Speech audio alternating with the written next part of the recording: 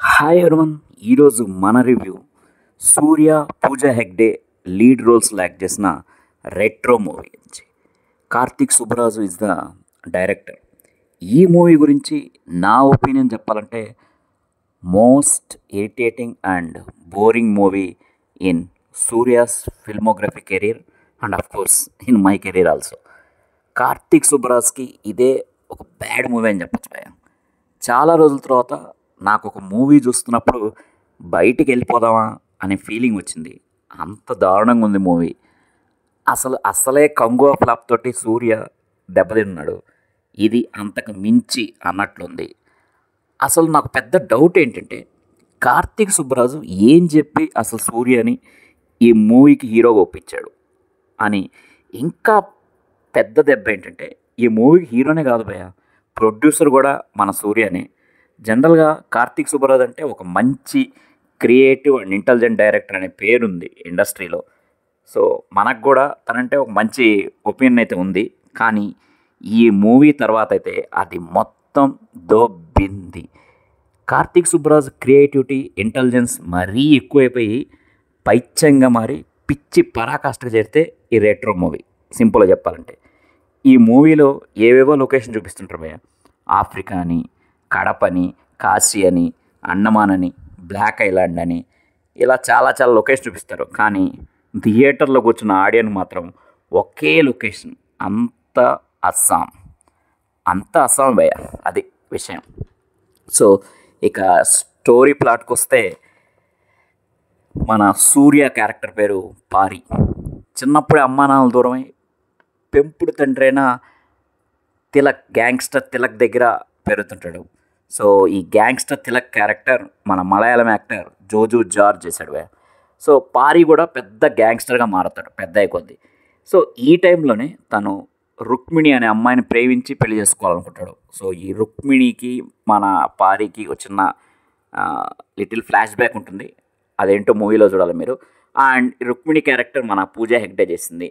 So ఆ పెళ్లిలోనే gold fish అనే ఒక విషయంలో తండ్రి కొడుకుల మధ్య పెద్ద గొడవ అవుతుంది. సో పారి జైలుకి వెళ్తాడు, రుక్మిణి ఏటో వెళ్ళిపోతుంది. సో పారి జైలు నుంచి అండమాన్కి వెళ్ళాల్సి వస్తుంది. అక్కడ తనకు ఎటువంటి పరిస్థితులు ఎదురయ్యాయి, అసలు అండమాన్ ఎందుకు వెళ్ళాడు, పారి గతం ఏంటి, రుక్మిణి మళ్ళీ కలిసిందా లేదా, గోల్డ్ ఫిష్ విషయం ఏంటి అనేది ఇవన్నీ మనం మూవీ చూస్తేనే మీకు తెలుస్తుంది. సో ఇవన్నీ తెలియాలంటే మూవీ కంపల్సరీ చూడాలి. అసలు చిన్నప్పటి నుంచి నవ్వంటే తెలియని అండ్ నవ్వడం చేతగాని ఒక మనిషి కొన్ని వందల మంది మొహాల్లో నవ్వు ఎలా తెప్పించాడు, ఇది కార్తీక్ సుబ్బరాజ్ తీసుకున్న బేస్ లైన్. సో దీనికోసం మూవీని అండ్ సూర్యని 4 ఫేజ్లో చూపించాడు మనకి. అవి love, laughter, war and cult. So ఈ 4 ఫేజ్లో సూర్య డిఫరెంట్ లుక్స్లో మనకు కనిపిస్తాడు. సో ఈ 4 ఫేజ్లో నాకు బాగా ఇరిటేట్ అయిన ఫేజ్ ఏంటంటే లాఫ్టర్. ఆ నవ్వేందో, ఎందుకు నవ్వాలో, ఎందుకు నవ్వకూడదో, అసలు నవ్వంటే వ్యక్తి పడుతుంది ఆ లాఫ్టర్ ఫేజ్ చూస్తే.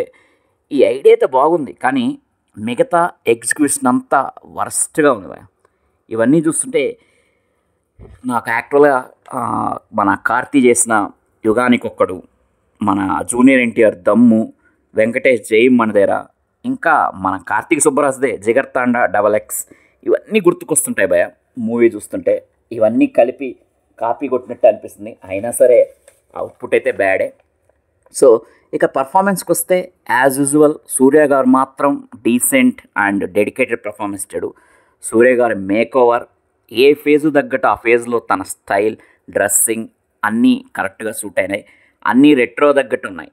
సో 1990స్లో మూవీ రన్ అవుతున్నట్టు చూపిస్తారు కాబట్టి మనకి ఆ టైం ఫ్రేమ్కి తగ్గట్టు రెట్రో స్టైల్లో కాస్ట్యూమ్స్ ఇవన్నీ అయితే బాగానే సెట్ అయినాయి అని చెప్పాలి. మిగతా ఒక సూర్య గారికే కాదు, మిగతా వాళ్ళకి కూడా కాస్ట్యూమ్స్ అయితే ఆ 1990s తగ్గట్టే కాస్ట్యూమ్స్ సెట్ అయినాయి బాగానే. సో యాజ్ పారి, సూర్య డిడ్ ఏ ఫెంటాస్టిక్ జాబ్ కంపల్సరీగా. సో సూర్య పర్ఫార్మెన్స్ కొన్ని సీన్లు అయితే సింగిల్ టేక్ సీన్స్ ఉన్నాయి. సో చాలా బాగా చేశాడు. ఈవెన్ యాక్షన్ సీన్స్ కానీ చాలా బాగా చేశాడు. ఇక మన పూజా పాప రుక్మిణి క్యారెక్టర్ చేసింది మూవీలో. సో ట్రై చేసింది బాగానే, కానీ ఎందుకో ఎక్కలేదు సుమా. పూజా హెగ్డేను అలా డీ గ్లామర్ రోల్లో చూడడం కష్టమైంది. నా డౌట్ ఏంటంటే నిజంగా కొంచెం డీ గ్లామర్ రోల్లో కొంచెం కలర్ తక్కువ ఉండేవాళ్ళు కావాలంటే చాలామంది ఉన్నారు కదా హీరోయిన్స్. ఎందుకు ఇప్పుడు ఒక గ్లామరస్ క్వీన్గా మనం ఫీల్ అయ్యే పూజా హెగ్డేని తీసుకొచ్చి ఆమెకి మేకప్ వేసి డీగ్లామర్ చేయడం దేనికి భయ, ఎందుకు అంత కష్టపడడం అనిపిస్తుంది నాకు. ఇంకా చాలా క్యారెక్టర్స్ ఉన్నాయి కానీ ఏది అంత గుర్తుండవు మనకి. జోజో జార్జ్ తన యాక్టింగ్ ఎబిలిటీకి అయితే అండర్ యూటిలైజ్ అనిపించింది. ఆ క్యారెక్టర్ కూడా కొంచెం ఎక్కువే ఉంది, బట్ అంత పర్ఫార్మెన్స్ అయితే యూజ్ చేసుకోలేదు కార్తీక్ సుబ్బరాజు. అండ్ జయరామ్, ప్రకాష్ రాజు, నాజరు అండ్ నాజర్ కొడుకుగా చేసిన యంగ్స్టర్ విను అండ్ వీళ్ళందరితో పాటు కరుణాకరణ్ కూడా, మన కామెడీ యాక్టర్ కరుణాకరణ్, వీళ్ళందరూ ఉన్నారు కానీ బట్ వీళ్ళందరూ ఈ బ్రీఫ్ రోల్సే, ఏం మనకేం అంత గుర్తుండవు, గుర్తు పెట్టుకోదగ్గ క్యారెక్టర్లు కూడా కాదు. కొంచెం ఉన్నంతలో జయరామ్ గారే కొంచెం డిఫరెంట్గా ట్రై చేశారు ఒక లాఫింగ్ డాక్టర్గా. సో ఎస్టాబ్లిష్మెంట్ కూడా సరిగ్గా లేదు, ఏ క్యారెక్టర్ ఎస్టాబ్లిష్ ఒక్క సూర్య మీద తప్పించి ఎవరి మీద పెద్ద కాన్సన్ట్రేట్ చేయలేదు అనిపించింది. సో టెక్నికల్గా cinematography, production values are okay, editing is not good enough. ఇంకా ఎడిటింగ్ అనేది ఆల్మోస్ట్ 3 hours దాకా తీసుకొచ్చారు. కొన్ని సీన్లు అయితే బాగా లాగి మనకు చుక్కలు చూపించారు. సో స్పెషల్గా చెప్పుకోవాల్సింది మాత్రం సంతోష్ నారాయణ్ బ్యాక్గ్రౌండ్ స్కోర్ గురించి. సాంగ్స్ ఏమో అంత బాగాలేవు కానీ బట్ బ్యాక్గ్రౌండ్ స్కోర్ మాత్రం బాగా ఇచ్చాడు.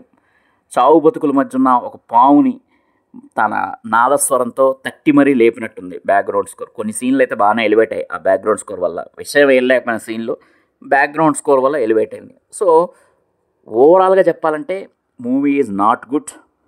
ఇంకా గట్టిగా చెప్తే it's a bad movie from Suriya and Karthik Subbaraju. Regular audience అయితే better to skip. Suriya fans అయితే మాత్రం ఒకసారి ట్రై చేసుకోండి. అయితే మొత్తం అస్సమే ఇంకా.